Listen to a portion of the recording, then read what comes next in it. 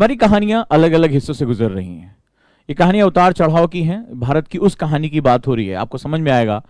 जो ये वर्ड मैंने कल्चर यूज किया है, चाहे वो हमारा पॉलिटिकल कल्चर हो, चाहे सोशल कल्चर हो, और या चाहे इकोनॉमिक कल्चर हो, तुमने देखा कि इसमें कोई स्पष्ट सोच हमें नहीं दिखाई पड़ी। 1947 से बात कर रहा हूं, और मैं आपको यहां पर जो है कहानियां बताता रहा। वो हरित क्रांति, जिसके हमारी किताबें बड़े बड़े गान करते, भारत ने हरित क्रांति की खुद के लिए उत्पादन किया, लेकिन आपको समझ में आ गया होगा कहानी सुन के कि वो हमारा अपना आइडिया कहां था।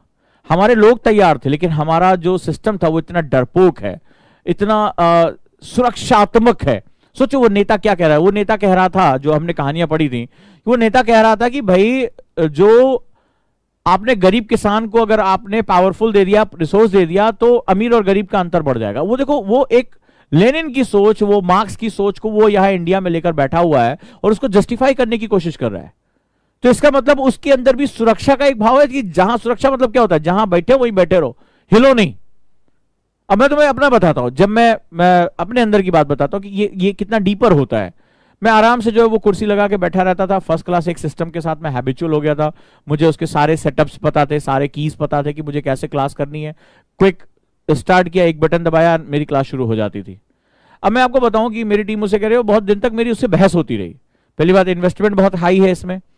दूसरा, मैं ये क्वेश्चन पूछ रहा, मैं उस कंपनी से भी पूछा, जो इंस्टॉलर है उससे भी पूछा। मैंने कहा इसका यूज क्या है? मैं ये आराम से बैठ के पढ़ा रहा हूँ, मुझे दिन भर खड़े रहना पड़ेगा, और कोई एक दो क्लास तो मैं पढ़ाता नहीं हूँ।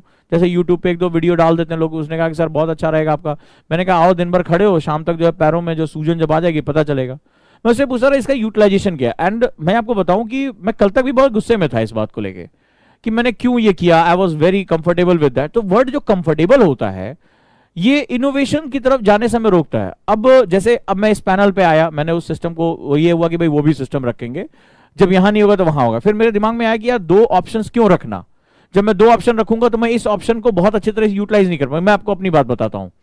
तो मुझे क्या हुआ कि क्यों ना, मैंने कहा कि उस सिस्टम को हटाओ, जो दिक्कतें आएंगी उसको मैं डील करूंगा और मैं कुछ इसमें नया करूंगा। एंड मैंने इसको कल रात से फिर मैंने एक्सप्लोर करना शुरू किया।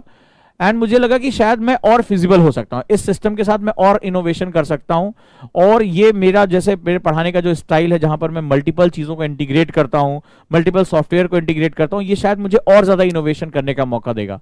लेकिन अभी मैं पीछे की तरफ पलट के देखता हूं कि इस दौरान जब मुझे ट्रांजिशन करना था कि सिटिंग पोजीशन से स्टैंडिंग पोजीशन की तरफ और एक फिक्स पैनल से एक मूविंग पैनल की तरफ, तो मुझे, मेरे अंदर एक बहुत ज्यादा उठापटक मची हुई थी। एक अंदर जो है मुझे अनकंफर्टेबल सिचुएशन मुझे आ रही थी। तो अगर मेरे जैसा व्यक्ति अगर इसको जो है इतना परेशान हो रहा है, तो सोच के देखो कि जो बहुत सालों से अपने सिस्टम में कंफर्टेबल रहा है, जिसको पता है कि मुझे फिक्स सैलरी मिलनी है, मुझे काम करे ना करे मेरा कोई उत्तरदायित्व तो नहीं है, वो परिवर्तन को लेकर कितना विरोधी होगा, आप इसका अंदाजा लगाओ।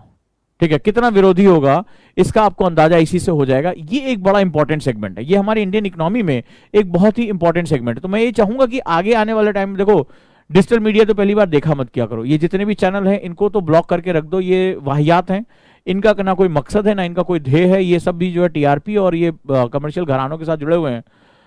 तो राज्यसभा लोकसभा देखते रहा करो, डिबेट्स को मेरे फॉलो करो कि भाई इसके पीछे की कहानी क्या है। सरकार पागल तो है नहीं कि जो 370 हटा सकती है, जिसको कहा जाता था, फारूक अब्दुल्ला कहते थे कि हटा के दिखाओ तो हम तुम्हें जान दें, एक झटके में उड़ा दिया। ठीक है, जो इतने बड़े बड़े जो है रिस्क लेकर सुधार कर सकती है, जो पाकिस्तान में जाकर जो सर्जिकल स्ट्राइक कर सकती है, वो इकोनॉमिक्स क्यों नहीं संभाल सकती है। और मुझे लग रहा है कि शायद इसके पीछे कहानी जो चल रही है वो यही चल रही है कि हमें स्कार्सिटी क्रिएट करनी पड़ेगी, क्योंकि हमें व्यापार की संस्कृति अपने यहां लेकर आनी है, और व्यापार की संस्कृति के लिए हमें कुछ समय तक अभाव लेकर आना पड़ेगा। तो आपने देखा होगा ना कि जब इंसान प्यासा होता है तो वो कुआं खोज ही लेता है। ठीक है, वो जब इधर उधर भागता है, छटपटाता है, हाथ पैर मारता है, तो वो नए रास्ते और नया कुआं खोज ही लेता है। तो शायद हमारी इकोनॉमी में भी ये बहुत बड़े परिवर्तन देखने को मिल सकते हैं, और आपके लिए बड़ी इंपॉर्टेंट है, आप इस पर नजर बना के रखो, क्योंकि ये चीजें आपको आगे चलकर एग्जाम में बहुत काम आएगी। तो हमने स्टोरी ऑफ इकोनॉमिक्स में जो वर्ड शुरू किया, इकोनॉमिया, ठीक है, आइकोस और नोमोस, यानी कि इकोनॉमिक्स, यहां मेरे ये बताने का मकसद था कि इकोनॉमिक्स हमारे व्यवहार के साथ जुड़ी हुई है। हम अपने घर में डेली क्या करते हैं, ठीक है, कैसे निगोशिएशन करते हैं। भैया 2 किलो ले लेंगे, 3 किलो ले लेंगे, थोड़ा सस्ता लगा दो। ठीक है, अरे भैया तुम रेट ज्यादा लगा रहे हो। हम देर जो है जाते हैं बाजार की, सब्जी जब जाने वाला हो तब उससे निगोशिएशन कर लें।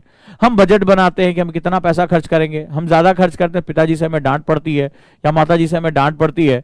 तो जो हमारे घरों में हमारे जो कानून होते हैं कि कैसे खर्च करोगे, कितना खर्च करोगे, याद होगा ना हमारे बुजुर्ग हमें पढ़ाते जो है शुरुआत से बताते जितनी चादर हो उतना ही फैलाना चाहिए। मतलब कि आपके जो नीड है, आपके एक्सपेंसेस जो हैं वो आपके रेवेन्यू से मैच करने चाहिए। अदरवाइज अगर कर्ज लोगे तो फिर क्या होगा, वो पैर चादर से बाहर आ जाएगा। ये कहावत आपने भी सुनी होगी।